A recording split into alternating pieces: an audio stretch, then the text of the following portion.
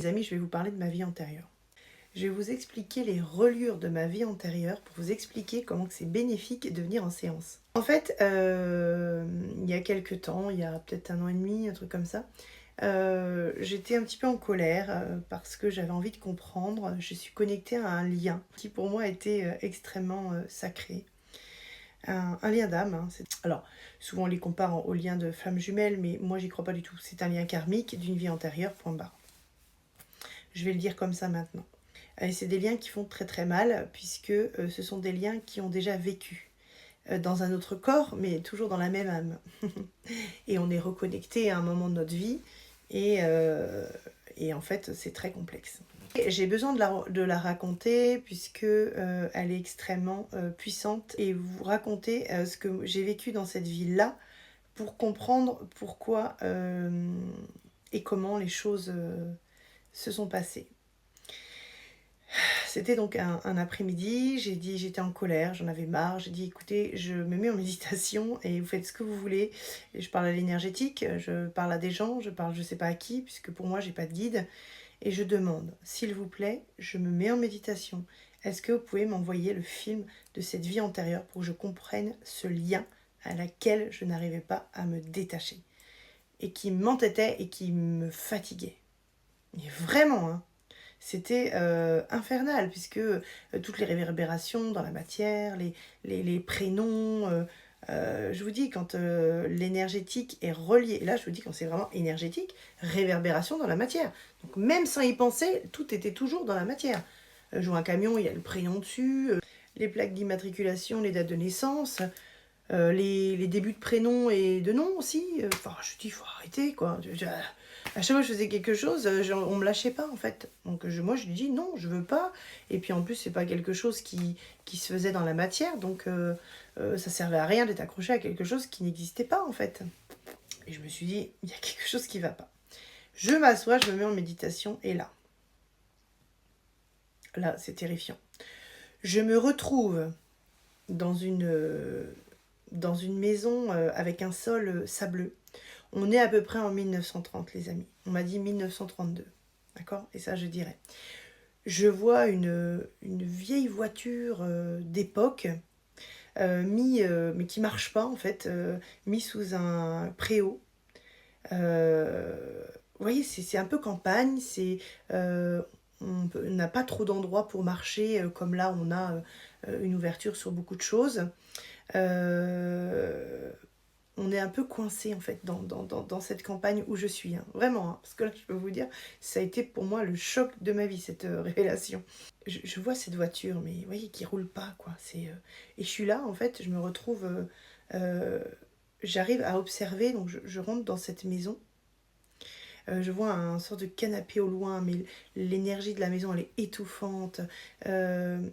Il n'y a que de la tente, c'est très long, les journées, il n'y a pas internet, il n'y a rien. Hein. Les journées sont vides de sens dans la tente, dans la tente d'un homme qui arrive et qui rentre et qui est très autoritaire, très agressif, très violent, avec une hygiène qui n'est pas, qui est assez déplorable. Si je dis quelque chose, je vais me faire taper dessus. Et en fait, ce qui est très très complexe, c'est que là, je me retrouve. Quand j'en parle, je me sens pas très bien parce que c'est assez, c'est terrifiant cette scène. Enfin, c'est un film hein, que j'ai vu. Hein. Ah bah j'ai voulu le savoir, je l'ai eu. Hein. Et ce qui émane de cette vieille maison, vous voyez, c'est comme des maisons que l'on peut retrouver abandonnées dans les urbex. Hein. C'est un peu le même style. Hein. Et dans cette maison-là, il n'y a pas grand-chose. Et toujours dans l'attente de savoir en fait à quel moment cet homme va rentrer. Parce que je l'aime cet homme. Il y a un enfant, il y a un petit garçon à l'étage, je vous expliquerai après. Un petit garçon blond qui pleure beaucoup. Et j'ai mon lit qui fait 2 places, mais à l'étage, avec cette campagne en fait, parce que ça se passe à la campagne. Hein. Et j'ai un petit lit et je vois un petit garçon pleurer. Je vais vous expliquer, je ne vais pas mettre à pleurer parce que c'est trop triste l'histoire. Oh, quelle horreur. Mais vraiment, quelle horreur. Hein. Mais vraiment, quelle horreur. Et en fait, quand cet homme rentre, il n'est pas très agréable, il est sale, il a une certaine violence sur moi pour pour que je sois soumise à lui, que sous niveau sexuel, etc. Enfin, c'est vraiment dégueulasse. Voilà, si je sers vraiment de rien. Et en plus, c'est un homme qui va voir ailleurs. Donc, du coup, je me suis retrouvée, de ce que j'ai pu voir, j'avais pas vraiment de famille. Et un jour, j'ai dû, je pense, me rebeller. Et ce personnage, en fait, par coup de poing, par ce qu'il veut, par étranglement, je suis morte sous les coups, en fait. Donc, je me suis vue morte dans la pièce de cette maison.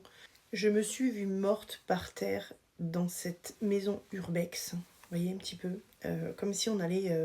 Mon âme est restée dans cette maison, en fait. Mon âme est restée dans cette maison, tu vois. Pourquoi j'ai dit tu vois? Qu'est-ce qu'il me fait? Pourquoi j'ai dit tu vois? C'est comme si j'avais parlé à ce masculin, en fait. Mon âme est restée dans cette maison, tu vois. Parce qu'en fait, ce personnage-là, avec son ego, son autorité, voilà, cette malaisance, n'a pensé qu'à lui. Alors qu'il y avait une famille dans cette maison-là. Et moi, je me suis retrouvée toute seule, isolée, complètement perdue, en même temps sans vie, sans rien, à attendre une personne qui ne savait même pas si un jour elle allait rentrer ou si elle rentrait pas. Toujours ce côté on s'attache pas. Et quand je me suis vue morte par terre, avant ça d'ailleurs, avant cette scène-là, je me suis retrouvée à l'étage et j'ai vu une sorte de soumission où la personne m'a malmenée sexuellement, je vais le dire comme ça, parce que c'est vraiment, ça m'a été montré. Hein. Et en fait, j'ai vu sur le côté, en fait, un petit garçon qui devait avoir l'âge de 2 ans, qui parle pas trop, qui était dans son lit, avec une suce dans la bouche et qui pleurait, en fait, qui pleurait. Et là, j'ai regardé, en fait, et c'est dans le soir après qui a suivi que je suis morte, en fait, sous les coups de ce personnage. Alors, je vous dis, j'ai envie de pleurer parce que je vais vous raconter ma vie dans cette vie-là après. Et mes parents m'ont servi d'exemple, mais moi, je ne le savais pas. Et ça dépasse tout, en fait. Parce que, en fait, dans cette vie-là, je suis désolée parce que ça m'émeut à chaque fois, j'ai abandonné un petit garçon, en fait. Dans cette vie-là, en fait, j'ai abandonné un petit garçon. Je ne sais pas du tout où a été placé ce petit garçon après. Je ne sais même pas, je pense que la personne autoritaire avec laquelle j'ai eu cette vie antérieure a été mise en prison. Et en fait, mon âme est restée coincée dans cette maison, en fait. Longtemps. Très longtemps. Et en fait, quand je me suis réincarnée ici, déjà, je n'avais pas du tout envie de revenir. Je détestais être ici. J'avais peur de mourir tous les soirs. Toute mon enfance, j'ai eu peur de mourir tous les soirs. Tous les soirs. J'étais terrifiée. Je vais vous expliquer maintenant. Et il faut savoir que quand votre mémoire reste dans une maison, je suis jamais vraiment très à l'aise dans les maisons. J'ai toujours cette impression en fait un peu d'étouffer. Vous voyez, la claustrophobie un petit peu dans les maisons. J'ai moins ça maintenant parce que je travaille énormément à ça pour comprendre que la maison c'est du confort et qu'il n'y a pas d'abandon dans les maisons. Vous voyez un petit peu. Donc très étrange. Je vous explique maintenant mon enfance. Je suis née donc avec donc un papa et une maman. Et il faut savoir que dans mon enfance, j'ai une maman qui était extrêmement fragile et qui a été malmenée, mais très très malmenée donc par mon père, qui a fait des choses absolument aberrantes, qui l'a malmenée, elle a été maltraitée, elle a été à l'exactitude de ce que j'ai vécu dans ma vie antérieure. Elle a failli aussi avoir Elle a failli mourir, j'ai vu des choses qui étaient catastrophiques. On a vécu une enfance extrêmement difficile. Par contre, j'ai eu la chance d'avoir une maman qui a extrêmement bien pris soin de nous. Et ça, il faut le dire, parce que sans elle, sachant qu'elle déjà venait d'un environnement compliqué, sans parents, sans rien, on aurait pu être aussi abandonné. Donc on a vécu sur un transgénérationnel d'abandon. Mais elle n'a pas fait ça en fait. Elle a vraiment... on a eu une enfance grâce à elle, parce que mon père n'était pas du tout présent. Et s'il rentrait, c'était violence, alcool, bagarre. Enfin, il faisait vraiment la misère à ma mère. Enfin, c'était vraiment une enfance extrêmement difficile pour des enfants, hein, parce que j'avais mes petits frères avec moi aussi. Et en fait, il fallait, et c'est ça que je voulais dire, dans cette enfance-là, il fallait que ma conscience soit en reliure avec cette scène, avec ces scènes. C'est-à-dire que mes parents ont joué un rôle pour que je ne reproduise pas dans cette vie-là l'abandon de moi-même. Ça veut dire que le fait que ma maman ait vécu des violences, hors de question que moi je les resubisse, qu'un homme qu'un homme lui fasse vivre la violence, je le vois, donc je ne dois pas le reproduire. Enfin, tout ce que j'avais vu par mes parents, c'est ce que j'avais vécu dans ma vie antérieure. Donc, on m'a mis ça en reliure, et toutes ces casseroles, pour que je ne le reproduise pas dans cette incarnation-là. Sauf que moi, à cette époque-là, je n'avais pas la conscience de me dire que ça servait à ça.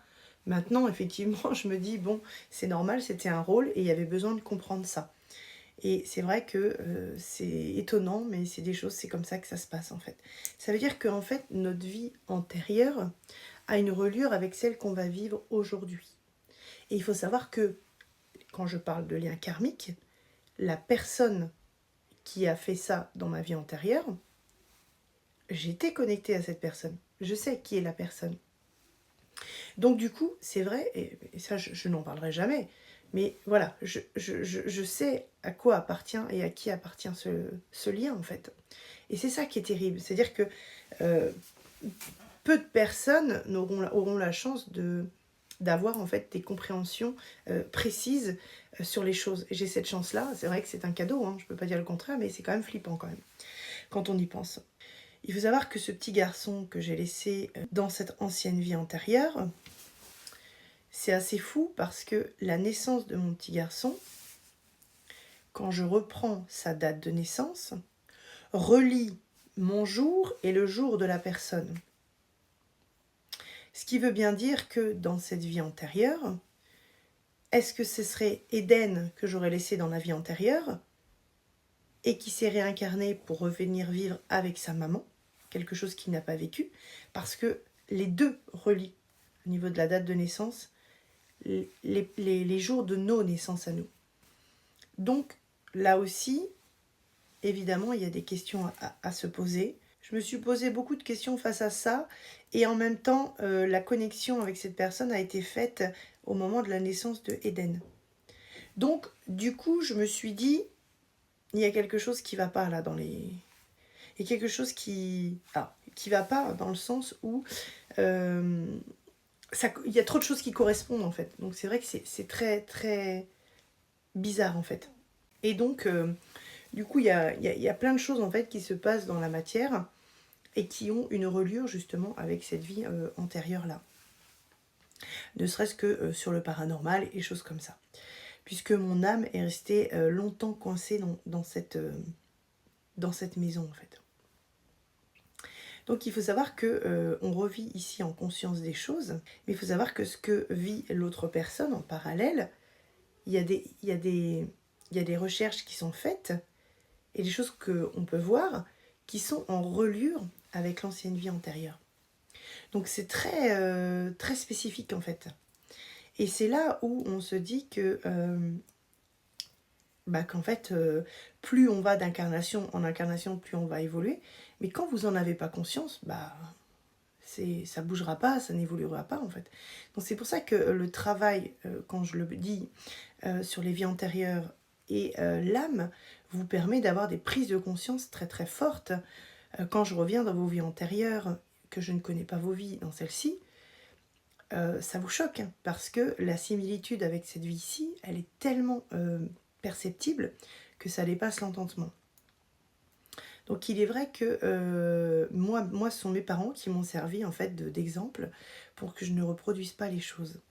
Après aussi, j'ai eu une expérience de vie, puisque je suis partie à 10 ans vivre avec mon père, parce que j'avais une mission de vie aussi, euh, par rapport à aussi ma vie antérieure, et qui m'a permis de comprendre certaines choses. Parce que mon père ne donnait absolument pas d'amour, je ne sais pas pourquoi, mais bon, c'était comme ça. J'aurais dû comprendre à cette époque que je ne devais pas accepter des miettes d'un homme, parce que mon père était déjà comme ça. Et en fait, non, je n'ai pas compris. J'ai mis longtemps à comprendre, très très très longtemps, puisque j'avais tendance à reproduire de la toxicité, puisque j'étais dans la toxicité toute ma vie en fait. Et grâce à ce parcours enfin, de spiritualité, de médiumnité, de ce que l'on veut, hein, je ne sais pas comment je pourrais l'appeler comme ça, et ben ça m'a permis en fait de pouvoir, ça m'a permis que quand je vis des choses, et ben en fait je sais pourquoi je les vis. Alors, des fois c'est très lourd quand même, parce que même si on a la conscience, il faut pouvoir porter le poids du terrestre, avec tout ce qui va avec, les stress, les angoisses. C'est-à-dire qu'on est quand même dans la matière, donc évidemment, on ne va pas vivre au-dessus de notre vie, on le vit quand même à l'intérieur. Donc le corps vibre, les choses vibrent. Voilà, on est des êtres humains et en conscience, hein. Mais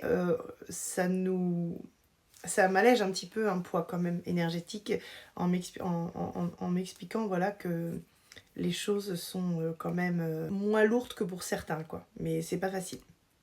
Après, il était important aussi dans cette vie-là, je voulais préciser, très jeune, je suis tombée enceinte parce que je faisais de foyer en foyer.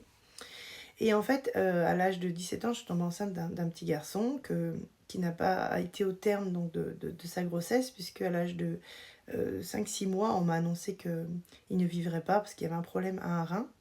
Mais en fait, ce petit garçon-là, il m'a servi à quelque chose. À l'époque, je m'en étais pas remise et j'étais très très malheureuse. Je pensais que le sort s'acharnait encore sur moi. Ce petit garçon-là n'a pas été là par hasard. Sachez que si vous reprenez l'ancienne vie que je vous expliquais tout à l'heure, j'ai laissé un petit garçon de 2 ans. Et en fait, à cette époque-là, je me focalisais même pas sur l'enfant, je me focalisais sur quand est-ce que l'homme que j'aime rentre, je m'oubliais pour l'homme que j'aime, je pensais qu'à l'homme que j'aime en fait. J'ai été tuée sous les coups de l'homme que j'aimais. C'était comme ça. Et, euh, et en fait, quand à 17 ans, j'ai perdu cet enfant, et ben en fait, alors évidemment, on n'est pas des parents parfaits, mais cet enfant-là m'a permis de conscientiser la valeur d'un enfant. C'est-à-dire que le fait de le perdre, le fait de vivre tout ce que j'ai vécu, c'est un parcours mais de dingue, à 17 ans.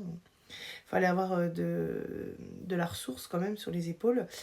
Mais sans sa perte, je n'aurais pas été la maman que je suis aujourd'hui. C'est-à-dire que grâce à ce deuil, et ben en fait, j'ai eu beaucoup de chance de le vivre, d'accord. Beaucoup de chance de vivre ça. Parce que le fait de vivre ça m'a permis de me rendre compte de la chance de pouvoir déjà être maman, de voir aussi la valeur de l'enfant, qui n'est pas qu'un enfant c'est fragile, un enfant on joue pas avec un enfant.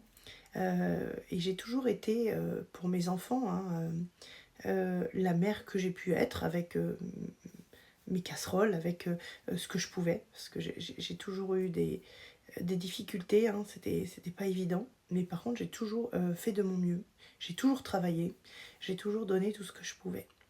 Et il est vrai qu'on n'est pas des mamans parfaites, mais je pense que chaque maman fait avec son cœur. Ma mère non plus n'a pas été parfaite, mais je pense qu'elle a fait avec ce qu'elle avait. C'est comme ça, voilà, la vie fait que. En tout cas, moi, ça m'a permis, euh, parce que c'est vrai que j'ai eu la chance quand même d'avoir une maman, malgré l'enfermement, malgré qu'elle n'avait pas d'argent, malgré que mon père lui donnait rien, malgré que mon père l'a violentée, l'a traitée, mais vraiment, mais très très mal. J'ai honte de...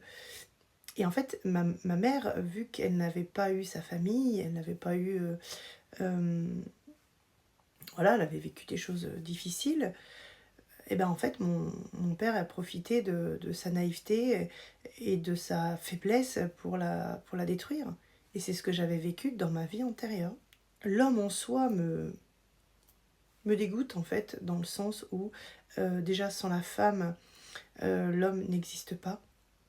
Et pour moi, une femme, ça se respecte, ça s'aime, ça se fête, ça se désire, ça... La femme, elle mérite tout l'or du monde. Moi, je sais que au niveau de moi-même déjà, il est hors de question qu'il y a quiconque qui me fasse du mal. Euh, Parce qu'avant, je n'ai accepté que des miettes, mais ce n'est plus le cas aujourd'hui. Je connais ma valeur, je vis en tant que femme, je fais ce que je veux, je suis libre. Si je veux me maquiller, je me maquille. Si je veux me mettre dans n'importe quelle tenue, je me mets dans n'importe quelle tenue. Si j'ai envie de montrer ma poitrine, je vais la montrer. Je fais ce que je veux. Je n'ai pas de code. Mes codes, ce sont mes sens. Mes limites sont mes limites. Voilà, 21h12 quand je vous dis ça. Heure miroir. Et si je me retrouve toute seule, eh ben je me dirais plutôt que c'est un cadeau. Voilà, c'est ça en fait. C'est peut-être compliqué sur l'instant T, mais sachez que il n'y a pas de peur ni de honte à être tout seul. Il n'y a pas de honte à avoir été maltraité. Il n'y a pas de honte à avoir été tapé par un homme. Il n'y a pas de honte à ne pas avoir d'argent à cause d'un homme. Tout ça, en fait, c'est... voilà, c'était... à une certaine époque, la femme n'avait aucune valeur, en fait. Alors que la femme, c'est elle qui donne la vie. C'est-à-dire que les hommes peuvent dire ce qu'ils veulent, mais sans la femme, il n'existerait pas. Je veux dire que moi, j'ai vécu 7 accouchements avec tout mon amour et j'ai des enfants, mais qui sont magnifiques. Je peux vous dire que pour mettre au monde 7 enfants, déjà en faire passer un, il faut déjà de la force. Et après les élever et s'en occuper. Et je peux vous dire que rien que ça, c'est plus que honorable. Parce que sans ça, il n'y aurait pas de progéniture sur les lignées transgénérationnelles et familiales. Donc déjà, voilà. Donc pour vous dire vraiment que la femme, elle est sacrée. La femme, on en prend soin. Prenez soin de vous, les femmes. Aimez-vous. Ne laissez pas vos mains dans les bras d'un homme qui ne sait pas vous aimer non plus. Qui ne sait pas vous respecter. Écoutez-vous. Prenez soin de vous. Faites en sorte de ne pas vous laisser aller, parce que je sais qu'il y a beaucoup de femmes qui s'occupent des enfants et que le mari n'est pas présent. Il faut arriver, même dans la fatigue, même dans les moments où ça va pas, à prendre soin de vous, en fait, ne serait-ce que par un petit make-up, ne serait-ce que par une petite vidéo, parler aussi dans ces vidéos de qui vous êtes, de ce que vous vivez, on vous jugera jamais. Faut pas avoir honte. Moi, j'ai absolument pas honte et je raconterai tout mon parcours s'il le faut parce que je m'assume à 2000%. Je n'ai pas de masque, j'ai pas envie d'en avoir. La plupart des hommes que j'ai rencontrés ont profité de ma gentillesse. J'ai eu des choses très lourdes, très graves à subir, à porter. J'ai eu des phases où je suis tombée très très bas. J'ai été déshabillée de mon âme, de mon corps, pour me reconstruire en fait. Et j'ai été aidée, j'ai été guidée, plus ou moins. Pourtant, on pourrait se dire, ouais, elle est protégée, j'ai des capacités, mais non, je n'ai pas été plus aidée que d'autres. Il fallait que j'arrive à l'estime de moi et en même temps arriver à se positionner en fait. Parce que quand on a des blessures liées au père, souvent, on recherche beaucoup la reconnaissance dans l'homme. Quand on a un père qui nous a pas regardé, on a vraiment ce trauma-là en fait. Hein. Et donc aujourd'hui, c'est l'inverse. Alors je dis pas que tout est guéri, ça c'est absolument pas réel. J'ai encore des choses qui sont à travailler. Mais ce qui est beau, c'est que je les travaille et que j'en ai conscience. Donc c'est déjà 50% du chemin. Je vous dis tous les jours que ça, c'est pas tous les jours facile. J'ai des peurs, j'ai des angoisses, il y a des choses qui remontent des fois, je suis humaine. Et pourtant, je le fais quand même, j'arrive à passer des étapes. Des fois, je suis recroquevillée sur moi-même toute une journée parce que j'arrive pas. Je suis comme tout le monde, en fait. C'est humain, en fait. Elle est dure, cette vidéo, parce que pour moi, elle était très importante. Déjà, par rapport à la fête des mères, la reconnaissance des mamans. Parce que je trouve que de nos jours, les mamans ne sont pas du tout mises en valeur. Et voilà, c'était vraiment le petit truc. Et ce que je voulais vous dire, voilà, n'hésitez pas à venir travailler en séance parce que en fait, le fait de conscientiser beaucoup de choses, que ce soit une vie antérieure, que ce soit ce que vous vivez sur le moment, qui vous êtes, pourquoi vous avez des blessures, pourquoi ça bloque, ceci, cela, enfin vraiment tout, en séance, voilà, je peux vous donner les clés en fait. Et c'est ça qui est intéressant. Alors pas par des cartes ni par des pendules, hein. Voilà, j'ai la clairvoyance, j'ai ma conscience qui se connecte à vous. Et je peux vous donner beaucoup d'informations, beaucoup de clés qui vont vous permettre d'avancer en fait. Donc dans tout ça, voilà, c'était la vie antérieure, c'était ma vie antérieure reliée à un lien karmique qui m'a permis voilà, de cheminer, de me transcender. Alors évidemment, on va me dire oui, c'est un cadeau. Alors pas spécialement, parce que moi j'aurais évité, j'aurais voulu pas passer par là. Voilà, c'est comme ça. Et puis aujourd'hui, faut avancer. Mais sachez que la vie antérieure a une reliure bloquante sur cette vie-là. Voilà, donc si vous êtes dans les blocages et les choses qui n'avancent pas, c'est qu'il y a des choses à conscientiser. En tout cas, j'espère que cette petite vidéo vous aura plu. Moi, je la trouve émouvante. Et je vous fais plein de gros bisous et je vous dis à bientôt pour d'autres vidéos. Ciao, ciao!